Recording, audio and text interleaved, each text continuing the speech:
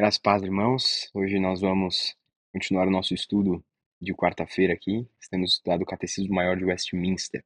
Vamos considerar hoje a questão de número 11. Como os irmãos podem observar, eu não estou nem no meu ambiente habitual, eu costumo gravar na minha casa. Talvez eu estou aqui na igreja e também não estou gravando no horário habitual, um pouquinho mais cedo, que eu normalmente gravo, por algumas questões que surgiram. No entanto, hoje nós vamos considerar então a questão número 11, finalmente considerar o assunto da Trindade. Queria então começar orando com os irmãos. Senhor, nós pedimos agora o direcionamento para esse estudo. Que tu nos abençoes na medida em que consideraremos a tua palavra, alguns assuntos complexos, difíceis, que geraram muitas controvérsias ao longo da história. E tu nos ajudes através da atuação do teu Espírito, que é a terceira pessoa da Trindade. Assim, através do nosso mediador, Jesus, segunda pessoa da Trindade, nós oramos. Amém.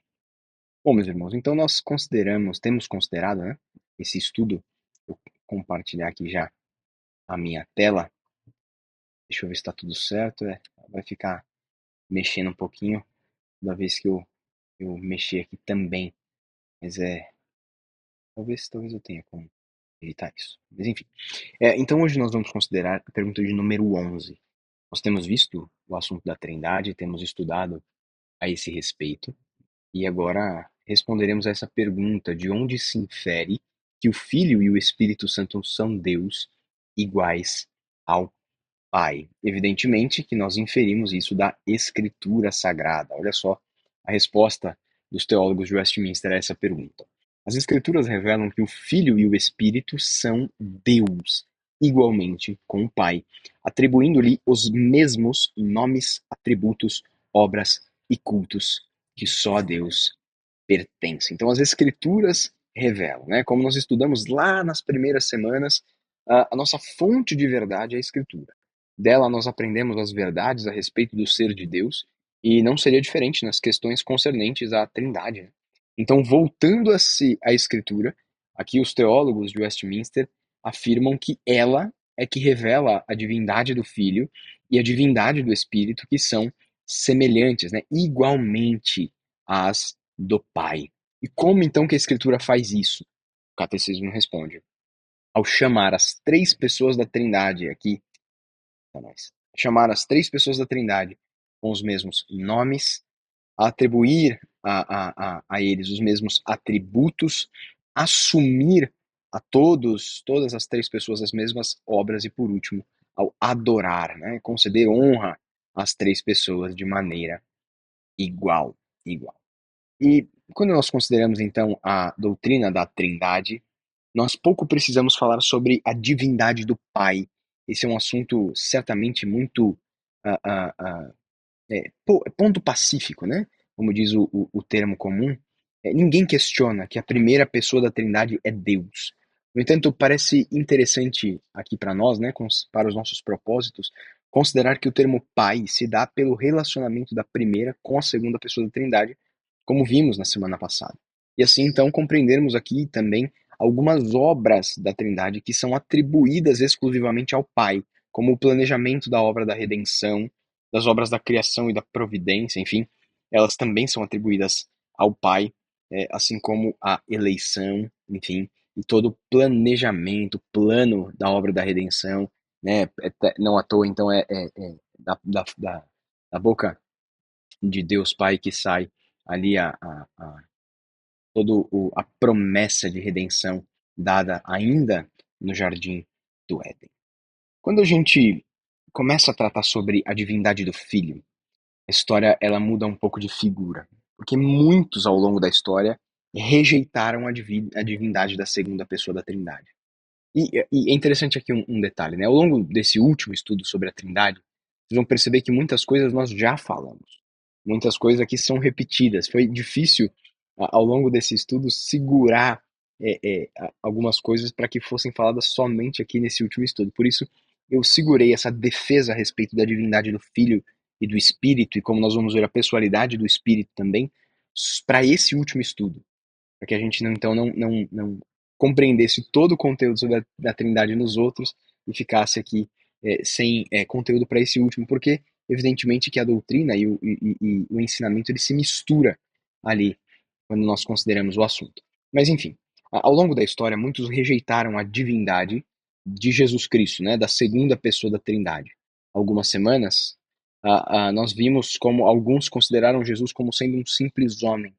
Nós falamos sobre os arianos, né, naquela ocasião, mas eu queria hoje trazer aqui mais dois grupos. Primeiro, os ebionistas, que consideraram Jesus simplesmente como um grande homem, como um profeta. Né? Eles ensinavam que no momento do batismo, olha só, quando Jesus foi batizado, Cristo desceu sobre Jesus, mas antes que Cristo fosse crucificado, Cristo antes que Jesus fosse crucificado, Cristo subiu outra vez, né? Essa era a defesa deles, que Jesus não era Deus, ele era um homem que recebeu Cristo, né? Que recebeu a condição de Messias. Outro grupo, dos monarquistas dinâmicos, como eles ficaram conhecidos na história, distinguiam entre Jesus e o Logos divino. Eles consideraram Jesus como um homem igual aos demais, igual a mim, nascido de Maria, e o Logos como quem fez a sua habitação em Cristo também desde o seu batismo, e assim qualificou Cristo para a sua grande missão. Esses dois exemplos aqui são suficientes para a gente perceber algumas coisas, né? Mas principalmente que nós precisamos defender a divindade de Cristo como sendo revelada na Escritura Sagrada. E como então que a Escritura faz isso? A Escritura faz isso, primeiro, utilizando nomes divinos para se referir a Cristo. Nós já consideramos, por exemplo, João 1:1 e o Verbo se fez carne, né? Mas eu queria aqui mostrar para os irmãos alguns outros textos. Um conhecido, Filipenses 2:6. Deixa eu achar aqui, Filipenses 2:6. O texto diz que Cristo Jesus, termina aqui o 5, subsistindo em forma de Deus. Não está aparecendo aqui. Deixa eu ver se agora vai. Puxa vida, por que não está indo? Eu vir para cá. Também não? Bom, também não. Não sei o que está acontecendo. Mas Filipenses 2, verso 6. Dá um pause no vídeo, abra sua Bíblia. Filipenses 2:6. Diz assim: Cristo Jesus, ele, subsistindo em forma de Deus, não julgou como usurpação o ser igual a Deus. Então Cristo, ele subsiste na forma divina. É exatamente o que o texto está dizendo. Uma outra passagem onde nós podemos aprender isso é Tito 2:13. Tito 2:13. Tito 2:13, que diz assim: aguardando a bendita esperança e a manifestação da glória do nosso grande Deus e Salvador, Cristo Jesus. Então, Cristo Jesus é o grande Deus e Salvador. A Escritura também utiliza nomes divinos para se referir ao Filho. Olha só, o conhecido texto de Isaías 9, verso 6. Porque um menino nos nasceu, um filho se nos deu, o governo está sobre os seus ombros e o seu nome será Maravilhoso Conselheiro, Deus Forte, Pai da Eternidade, Príncipe da Paz. Príncipe da Paz. Outros textos aqui poderiam ser mencionados como Apocalipse 1:8. Veja só o que diz: eu sou o Alfa e o Ômega, diz o Senhor, aquele que é, que era e que há de vir, o Todo-Poderoso. E aqui é Jesus falando com João.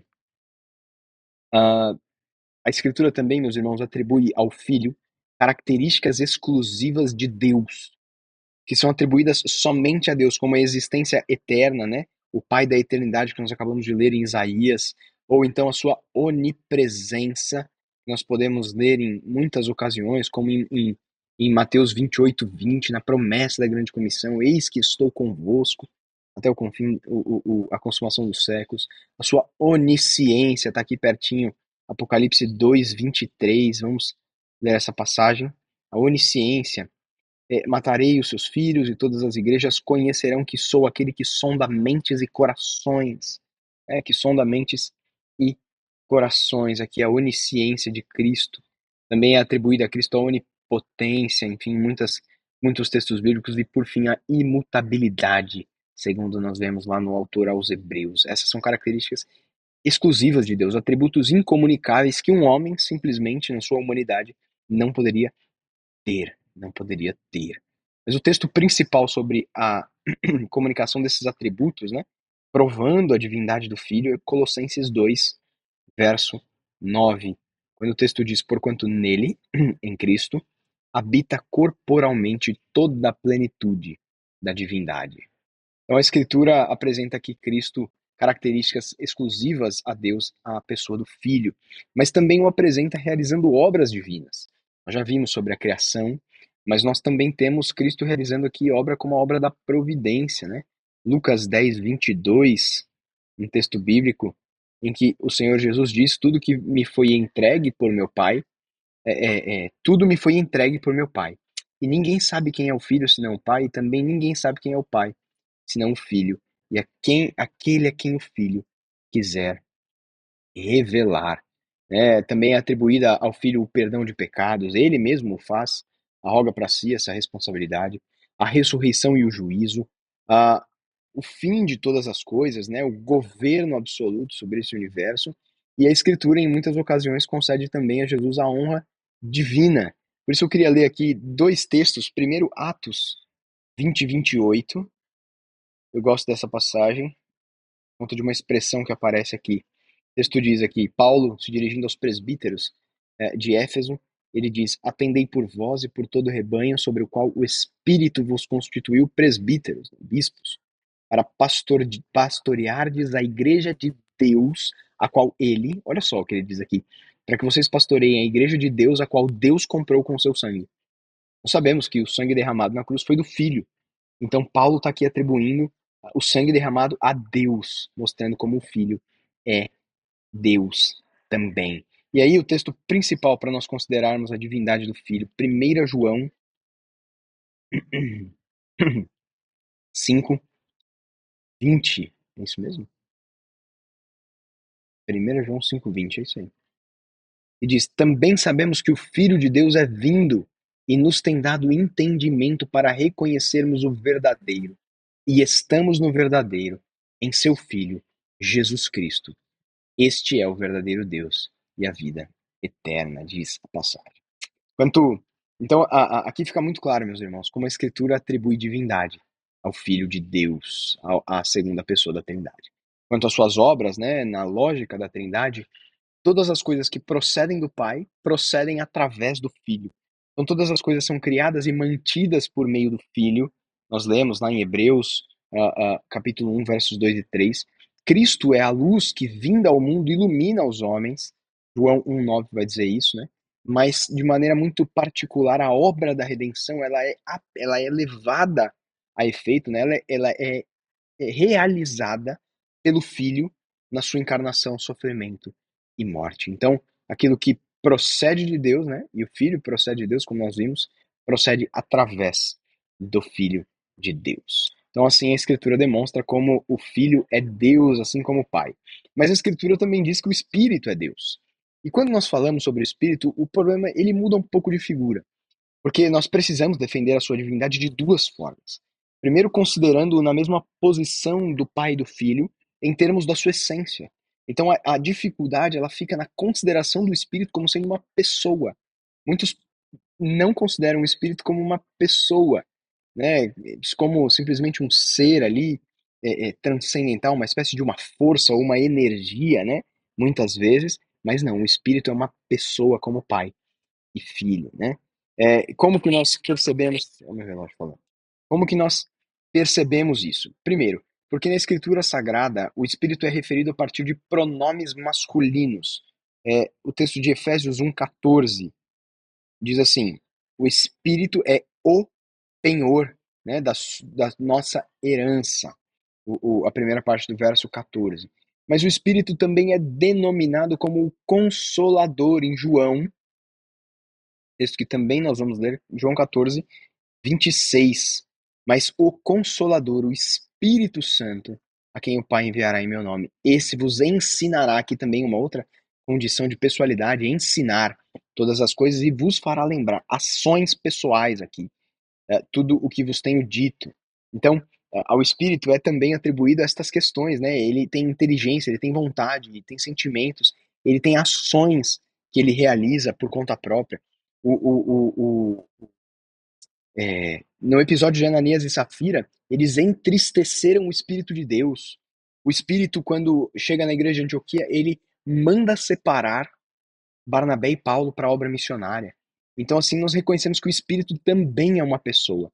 Quanto à sua divindade, essa fica uma questão tanto quanto mais fácil para nós, porque nós seguimos a mesma linha do Filho.